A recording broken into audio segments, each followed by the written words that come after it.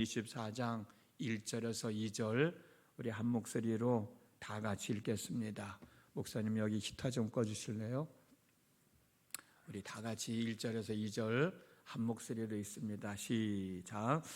예수께서 성전에서 나와서 가실 때에 제자들이 성전 건물을 가리켜 보이려고 나아오니 대답하여 이르시되 너희가 이 모든 것을 보지 못하느냐?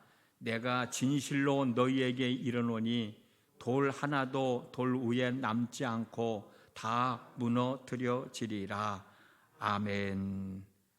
오늘 또 하나님 앞에 나온 여러분 모두에게 하나님의 크신 은총이 함께 하시기를 주님의 이름으로 축복합니다.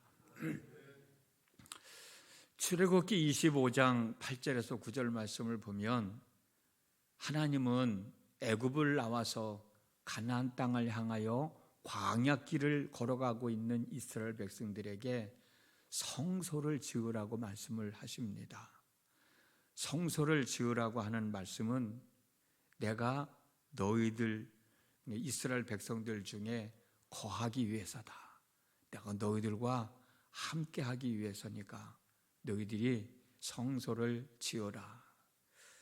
여기서 하나님이 이스라엘 백성들 중에 거하심이라고 하는 그 의미는 단순하게 이스라엘 백성들과 함께 하는 것이 아니라 정말 이스라엘 백성들 삶 속에 함께 계시면서 그들의 삶을 지켜주시고 보호하여 주시고 인도해 주신다고 하는 의미거든요. 그래서 이스라엘 백성들은 이 말씀을 듣고 성소를 짓습니다. 이 성소가 성막으로, 성막이 성전으로 발전되어 가는 거거든요. 그리고 이 성소에서 하나님은 이스라엘 백성들을 만나서 위로해 주기도 하고 격려해 주기도 하고 또 하나님의 말씀을 직접 모세를 통해서 전해 주기도 하시고, 그래서 이스라엘 백성들에게 있어서 성전이라고 하는 것은 아주 귀한 삶의 중심이 되었어요. 이스라엘 백성들은 예루살렘에 성전을 3번을 짓습니다. 첫 번째로 지어진 성전이 여러분들이 잘 알고 있듯이 솔로몬에 의하여 지어진 솔로몬 성전입니다. 그런데 이 성전은 유다가 바벨론의 느부갓네살 왕에게 멸망당할 때 이 성전은 파괴되고 말죠. 그리고 두 번째 지은 성전이 스룹바벨에 의하여 재건되어진 스룹바벨 성전이라고 합니다. 유다 백성이 바벨론으로 끌려가서 70년이라고 하는 긴 세월을 살게 되죠. 그동안에 바벨론은 바사에게 망하게 되고 바사왕 고레스가 이스라엘 백성들을 고국 땅으로 돌려보낼 때 스룹바벨이 돌아와서 앞장서서 허물어진 솔로몬 성전을 재건하는 것이 스룹바벨 성전이라고 얘기해요.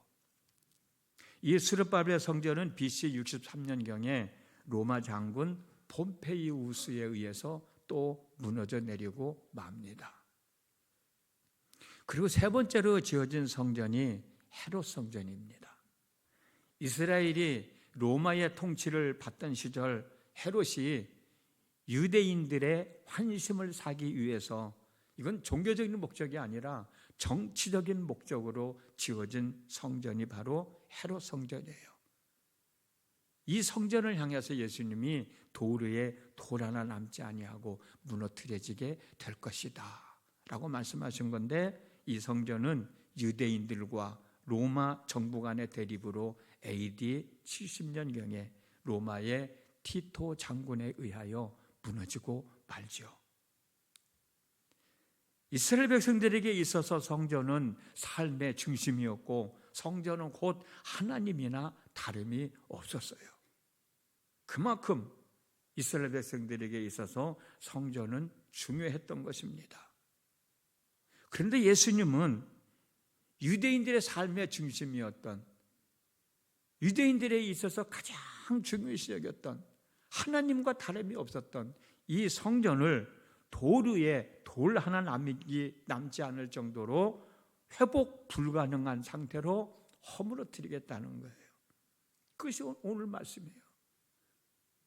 그런데 이 말씀이 진짜로 이루어졌습니다.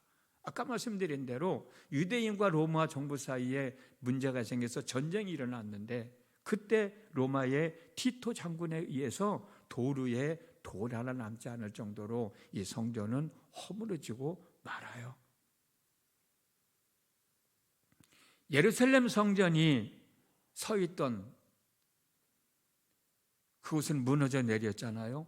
그곳에는 많은 시간이 흘렀지만 예루살렘 성전을 다시 짓는 사람은 없었고, 아직까지도 예루살렘 성전은 세워지지 않았습니다. 그리고 예루살렘 성전이 세워져 있던 그 자리에는 7세기경에 이슬람 사원인 알 아크사 모스크, 그리고 황금으로 지어진 바위의 돔이 지금 세워져 있습니다.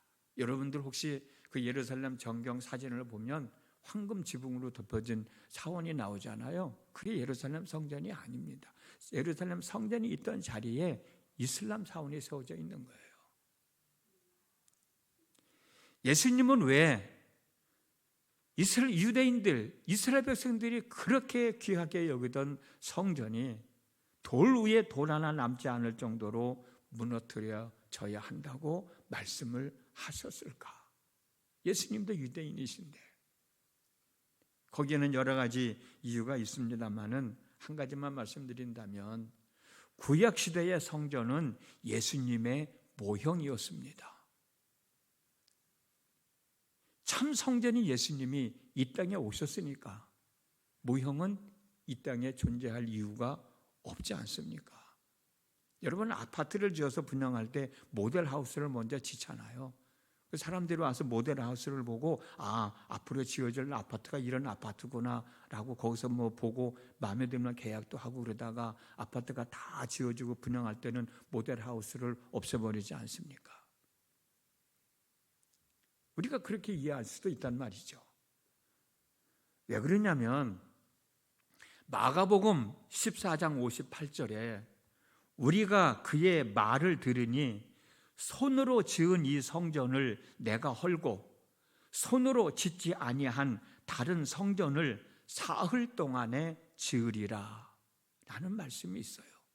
손으로 지어진 이 성전을 내가 헐어버리고 손으로 짓지 아니한 성전을, 새로운 성전을 사흘 동안에 짓겠다. 여러분, 이게 무슨 의미일까?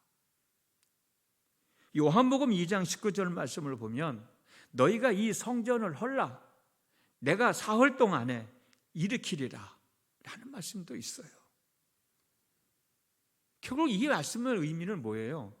예수님께서 십자가에서 죽으심으로 말미암아 지금까지 사람의 손으로 지어진 성전은 무너져 내리고 사흘 만에 부활하심으로, 예수님이 사흘 만에 다시 살아나심으로 손으로 짓지 아니하고 절대로 무너지지 않을 새 성전으로 우리에게 다가오신다는 말씀이에요. 이런 의미로 생각해 본다면 보세요. 이스라엘 백성들은 성막에서 하나님을 만났습니다. 가나안 땅을 향하여 가는 도중에 광야에 있을 때 하나님은 모세에게 성막을 지으라고 말씀하셨고, 모세는 성막을 지었고, 거기에서 이스라엘 백성들은 하나님을 만났어요. 성막에서 하나님을 만났습니다. 그리고 성전에서 하나님을 만났습니다. 성막에서 하나님과 함께 했어요, 이스라엘 백성들은. 그러나 예수님이 성전으로 이 땅에 오신 이후로는 장소에 연연하지 아니하고 항상 우리와 함께 하십니다. 우리와 함께 하실 뿐만 아니라 우리를 만나주고 계시는 거예요. 마태복음 1장 23절 말씀입니다. 보라, 처녀가 잉태하여 아들을 낳을 것이요 그 이름은 임마누엘이라 하리라 하셨으니 이를 번역한즉 하나님이 우리와 함께 계시니라. 성막은 아까도 말씀드렸듯이 예수님의 모형이었어요. 이제는 예수님이 실제로 이 땅에 오셨으니 모형은 사라져야 되지 않겠습니까? 마태복음 27장 50절에서 51절에 예수님께서 십자가에서 죽으실 때 하신 말씀이 뭐냐면 내가 다 이루었다 라고 고백을 하십니다. 내가 다 이루었다라고 고백하는 그 순간 지성소 안에 있던 휘장이 위에서 아래로부터 찢어져 내려졌다라고 성경은 기록되어 있거든요. 성소와 지성소 사이를 갈라놓았던, 구별해 놓았던 휘장이 위에서 아래로 찢어져 내려졌다. 그 말씀을 히브리 기자는 10장 19절과 20절에서 형제들아, 우리가 예수의 피를 힘입어 성소에 들어갈 담력을 얻었나니 그 길은 우리를 위하여 휘장 가운데로 열어놓으신 새롭고 산 길이요 휘장은 곧 저의 육체라. 그렇게 설명해 주고 있어요. 휘장은 저의 육체라. 저의 육체가 누구예요? 곧 예수님을 의미하는 겁니다. 구약시대의 성전은 예수님의 모형이었어요. 예수님 오셔서 십자가에 죽으심으로, 휘장이 찢어짐으로 우리는 성소에 들어갈 수 있는, 자유롭게 드나들 수 있는 기회를 얻게 되었다라는 것이죠. 그러면 성막은 이스라엘 백성들의 예배 중심지였습니다. 그러나 예수님이 이 땅에 오신 이후부터는 하나님은 예배할 때 예배 장소가 중요한 게 아니었었어요. 구약시대에서는 성전에서 하나님을 예배해야 했지만 예수님이 이 땅에 오신 이후부터는 예배의 장소가 중요한 것이 아니라 예배하는 사람의 마음을 더 중요시 여겼습니다.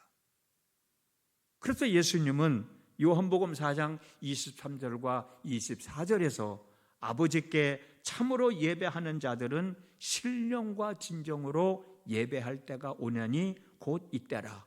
아버지께서는 이렇게 자기에게 예배하는 자들을 찾으시느니라. 하나님은 영이시니 예배하는 자가 신령과 진정으로 예배할지니라. 예배 장소가 중요한 게 아니라 예배하는 사람의 마음을 더 귀하게 여기셨던 것이죠. 성막은 죄인이 하나님을 만날 수 있는 유일한 장소였습니다. 그러나 예수님이 이 땅에 오신 이후부터는 예수님이 우리 안에 거하시게 된 거예요. 요한복음 1장 14절 말씀에 말씀이 육신이 되어 우리 가운데 거하심에 우리가 그의 영광을 보니 아버지의 독생자의 영광이요 은혜와 진리가 충만하더라. 말씀이 육신되어 우리 가운데 거하신다. 성전은 옛 언약입니다. 그러나 지금은 예수님이 메시아로 이 땅에 오셨지 않습니까? 참 성전으로 이 땅에 오셨지 않습니까? 예수님이 새 언약으로 우리의 장막이 되어 주신 겁니다. 성전이 되어 주신 겁니다. 그래서 바울은 고린도전서 3장 16절과 17절에서 너희는 너희가 하나님의 성전인 것과 하나님의 성령이 너희 안에 계시는 것을 알지 못하느냐. 누구든지 하나님의 성전을 더럽히면 하나님이 그 사람을 멸하시리라. 하나님의 성전은 거룩하니 너희도 그러하니라. 말씀해 주셨던 겁니다. 성전이 되신 예수님이 우리 안에 거하고 계심을 말씀해 주고 있는 거예요. 예루살렘 성전의 무너짐은 이 땅에 오신 참 성전인 예수님을 바라보며 살아가게 하기 위함이었다. 예수님이 이제 구원자로 메시아로 이 땅에 오셨으니까 이제는 이 땅에 있는 모든 사람들은 성전 중심에서 예수님의 중심으로 삶을 바꾸라는 얘기예요. 예수님 중심으로 살아가야 된다고 하는 거예요. 그러므로 우리는 히브리서 12장 2절 말씀대로 믿음의 주요 온전케 하신 이인 예수를 바라보며 살아가자라고 하는 말씀대로 예수님이 내 삶의 중심이 돼서 그 예수님을 바라보면서 그 예수님과 함께 더불어 살아가는 삶이 있어져야 되는 것이고, 그 삶이 우리가 인생을 살아가면 살아갈수록 더 가까이 더 많아져야 된다고 하는 거예요. 지금까지도 예수님을 바라보며 살아왔는데 오늘도 예수님을 바라보면서 기뻐하고 즐겁고 감사하고 행복하며 살아가는 우리 모두의 삶이 되어졌으면 좋겠습니다. 기도합니다. 유대인들에게 있어서 예루살렘 성전은 참 귀하고 소중한 것이었지만 하나님과 다름없는 삶의 중심이었지만 예수님은 그 성전은 허물어져야 된다 말씀하셨습니다. 왜 예수님이 그렇게 말씀하셨을까? 그리고 왜 예루살렘 성전은 허물어졌을까?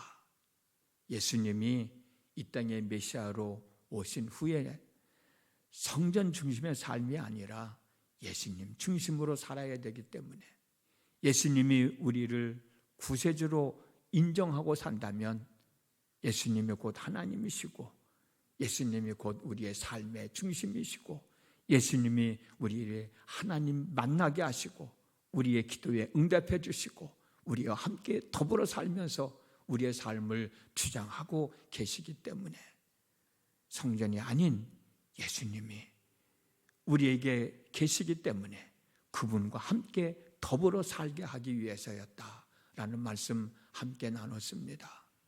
지금까지도 우리는 이 예수님 중심으로 살아왔습니다. 앞으로도 예수님 중심으로 살아갈 것입니다.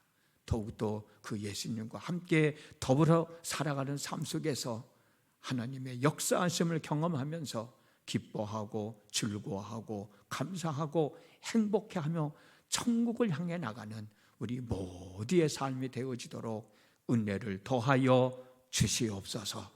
예수님의 이름으로 기도드렸습니다. 아멘.